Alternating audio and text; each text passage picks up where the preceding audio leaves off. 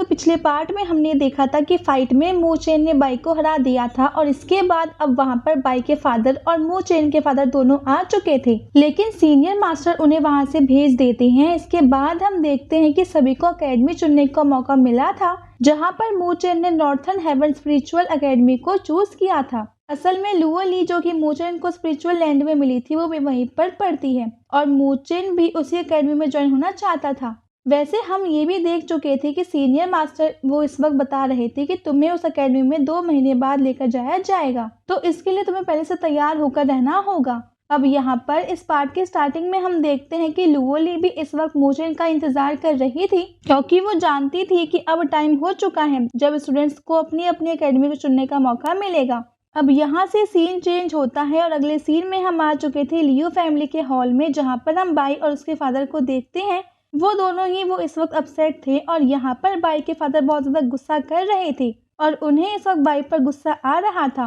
वो पहले तो बाई को एक चांटा मारते हैं और फिर कहते हैं कि तुमने लियो फैमिली का नाम मिट्टी में मिला दिया, मुझे तुमसे ये उम्मीद नहीं थी। मैंने तुम्हें वहाँ ट्रेनिंग करने के लिए इसलिए भेजा था जिससे कि तुम जल्द से जल्द ज्यादा स्ट्रॉन्ग बन सको, लेकिन पूरी ट्रेनिंग करने के बाद भी तुम उस मामूली से मू चेन को तक नहीं हरा पाए, जिसकी कल्टिवेशन अब भी कुछ टाइम के लिए रुक तक गई थी। ये अब सुनकर अब बाई भी थोड़ा सा परेशान था। वो कहता है कि फादर मुझे माफ कर दीजिए, लेकिन अगर मुझे एक और मौका मिलता है तो इस बार मैं आपको निराश नहीं करूंगा। अब उसके फादर इस पर कहने लगते हैं कि वो सब तो ठीक है, मौका जब मिलेगा तब मिलेगा, लेकिन अभी हम क्या करें, मुझे उन दोनों से बदला लेना है। यहाँ पर दोनों को ही कोई आइडिया नहीं आ रहा था, लेकिन बाई के फादर कह रहे थे कि कुछ भी हो जाए हमें जल्द से जल्द कुछ सोचकर मू चेन और उसके फादर को मारना होगा, क्योंकि वही दोनों हमारे रास्ते का कांटा है।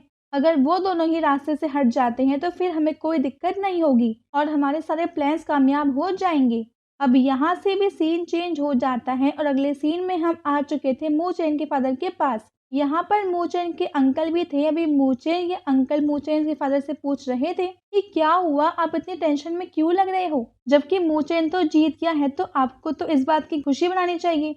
तो इस पर मू चेन के फादर कहते हैं कि बिल्कुल इस बात से मैं खुश हूँ, लेकिन तुमने देखा नहीं किस तरह से बाई का फादर वहाँ पर सामने आकर मू चेन पर हमला कर रहा था। वैसे वो यहाँ पर बाई का फादर नहीं बल्कि लियो कह रहे थे, क्योंकि वो एक दूसरे को सरनेम से ही बुलाते हैं। तो यहाँ पर मू चेन के फादर कह रहे थे कि मुझे नहीं लगता कि वो शांत बैठेगा, उसका बेटा हार चुका है तो इससे उसकी बेइज्जती हो गई है, अब वो कभी भी वो कुछ कर सकता है, हमें इसके लिए तैयार रहना होगा। और इसके बाद वो मू चेन के अंकल से कहते हैं कि तुम जल्द से जल्द सिक्योरिटी जितनी ज्यादा हो सके तो ज्यादा बढ़ा दो और सभी से कहना कि बिल्कुल चौकन्ना होकर प्रोटेक्शन पर ध्यान दे। अब इसके बाद एक बार फिर से सीन चेंज हो जाता है। इस बार हम मू चेन के पास आ चुके थे, जो कि अपने सोल सी के अंदर था। यहाँ पर हम सूसू को भी देखते हैं। मू चेन उसे थैंक यू कह रहा था क्योंकि उसने उसकी थोड़ी सी मदद की थी फाइट के दौरान, मतलब हेल्प नहीं की थी लेकिन कोशिश तो की थी। अब शूशु कहने लगती है कि देखो अगर तुम सच में मुझे थैंक यू कहना चाहते हो तो मुझे यहाँ से आजाद तुम कर दो। अब मू चेन इस पर कहता है कि तुम भी कमाल की बात करती हो, मैंने तुम्हें थोड़ी ना यहाँ पकड़ के रखा हुआ है, तुम जब जाना चाहो यहाँ से जा सकती हो। लेकिन फिर वो कहने लगती है कि ये पॉसिबल ही नहीं है। अब मू चेन पूछता है कि आखिर ऐसा क्यों, तो इस पर शुशु बताती है कि तुम खुद भी जानते हो कि इस केज में मुझे तुमने ही फंसाया है, ना जाने तुमने किस तरीके की टेक्निक का यूज किया और मुझे तो कुछ भी समझ में नहीं आया, लेकिन अब मैं यहाँ से नहीं निकल सकती। यहाँ पर मू चेन भी सोच में पड़ गया था कि हाँ उसके पास वो स्पिरिचुअल पेपर है, तो लेकिन आखिर वो क्या चीज है उसके बारे में अभी तक उसने कभी कुछ सोचा ही नहीं। और मेन बात तो ये है कि मू चेन को उसका यूज करता भी नहीं आता, वो अपने आप ही एक्टिवेट हुआ था और पहली बार उसने अपनी पावर को रिवील किया था, जिसके बाद वो फिर से गायब हो गया है। गायब तो नहीं, मगर मू चेन को अब नहीं पता कि उससे अब किस तरह से यूज करना है या फिर कंट्रोल करना है। अब वैसे तो मू चेन कुछ भी नहीं जानता था, लेकिन फिर भी वो उसे प्रॉमिस करता है कि देखो मैं जानता हूँ कि मैं बहुत ज्यादा वीक हूँ और मुझे नहीं पता कि वो ब्लैक पेपर वो किस तरह से काम करता है,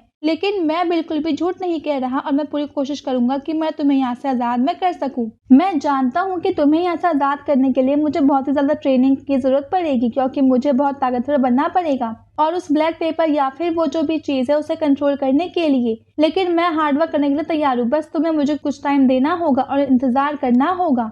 तो इसके बाद अब मू चेन वहां से जाने लगता है। हम देखते हैं कि शोशु इस वक्त मन में सोच रही थी कि मुझे इससे बुरी तरीके से बात नहीं करनी चाहिए थी, ये इतना भी बुरा नहीं है। अब यहाँ से उसे मू चेन की फाइट याद आ रही थी और खासकर वो टाइम जहाँ पर मू चेन वो कल्टिवेशन कर रहा था और मेहनत कर रहा था उस मामले से कंपटीशन को जीतने के लिए। असल में शोशो के लिए वो कंपटीशन बिल्कुल नॉर्मल है। अगर सच में मूचेन उसकी पावर का इस्तेमाल कर पाए या फिर वो खुद मूचेन की मदद वो करे तो इस कंपटीशन को जितने भी लोग थे, यहाँ सीनियर मास्टर और बाकी सभी लोगों को छोड़कर जितने भी लोगों ने इसमें हिस्सा लिया था, वो उन सभी को शोशो अकेले ही एक साथ हरा सकती है। बस उसकी पावर अभी कम है क्योंकि वो अंडे के अंदर से ही निकली थी, तो इस वजह से उसने अपनी पावर को पूरी तरीके से अनलॉक नहीं किया है और पहले ही वो मूचेन के बॉडी के अंदर आ गई। अगर उसकी पूरी पावर अनलॉक होती तो तब वो वहां पर हारती ही नहीं। वैसे अब हम देखते हैं कि मूचेन पर उसको भी अब थोड़ा थोड़ा अविश्वास होने लगा था। अब एक बार फिर से सीन चेंज होता है और हम देखते हैं कि यहाँ मूचेन के फादर वो इस वक्त मास्टर बेन के पास आए थे। क्योंकि प्रोटेक्शन का सवाल है तो उसे सबसे पहले उस स्पिरिचुअल फॉर्मेशन को चेक करना था कि वो सही तो है कि नहीं। और यहाँ पर मास्टर बेन उन्हें बताती है कि हाँ, वो फॉर्मेशन बिल्कुल परफेक्टली काम कर रहा है, उसमें कोई भी दिक्कत नहीं है। ये तो अच्छी बात थी। वैसे वो ये भी कह रहे थे कि मूचेन सच में बहुत ज्यादा टैलेंटेड है और उसने इतनी कम एज में इस लेवल को हासिल कर लिया जहाँ तक पहुँचने में मेरी जितनी एज के लोग तक नहीं पहुँच पाते। अब वो कह रहे थे कि मुझे भी कुछ कल्टिवेशन करनी है क्योंकि मुझे भी second level of spiritual energy पर जाना है, तो इस वजह से मैं यहाँ से जा रहा हूँ सिर्फ कुछ टाइम के लिए।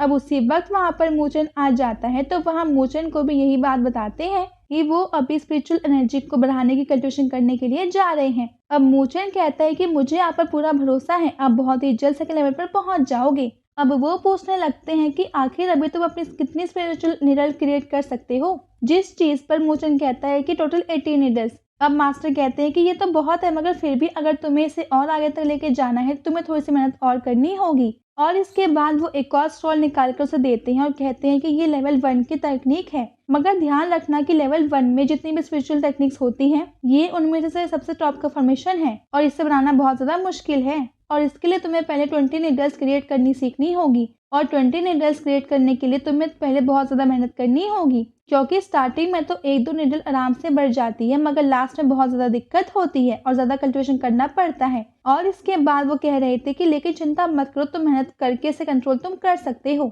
लेकिन ध्यान रखना कि स्क्रॉल कोई मामूली स्क्रॉल नहीं है, ये टेक्निक बहुत ही पावरफुल है और बहुत ही खतरनाक भी है। वो कहते हैं कि तुम इससे भी सीख सकते हो, क्योंकि इसे यूज करते वक्त अगर कोई तुम पर हमला करता है तो और तुम्हारा ध्यान हल्का भी इस चीज पर से हट गया तो ये फॉर्मेशन अपने आप ही बनने लगेगा और फिर तुम इसे कंट्रोल नहीं कर पाओगे, बल्कि ये तुम्हें कंट्रोल करना स्टार्ट कर देगा। तो इस चीज को सुनकर मूचेन शॉक था, मगर वो कहता है कि मैं इस चीज का ध्यान रखूंगा। अब तभी वहां पर मूचेन के अंकल आ चुके थे। वो आकर बताते हैं कि प्रॉब्लम तो हो चुकी है और उन पर हमला हुआ है और वो हमला और किसी ने नहीं बल्कि लियो फैमिली ने ही किया है। और अब इस चीज में वो दूसरे वाले अंकल यानी कि जो उनके आर्मी के चीफ हैं, जिनका नाम भी चेन है, वो मारे जा चुके हैं। ये सुनकर मूचेन के फादर, मूचेन और मास्टर बेन तीनों ही बहुत ज्यादा शॉक लग रहे थे। लेकिन इसके बाद अब ये पार्ट यहीं पे एंड हो जाता है। तो अब अगर आपको वीडियो अच्छी लगी प्लीज इसे लाइक कर देना और साथ चैनल सब्सक्राइब जरूर से कर लेना। अब मिलते हैं आपसे अगले दिन, तब तक बाय बाय, टेक केयर।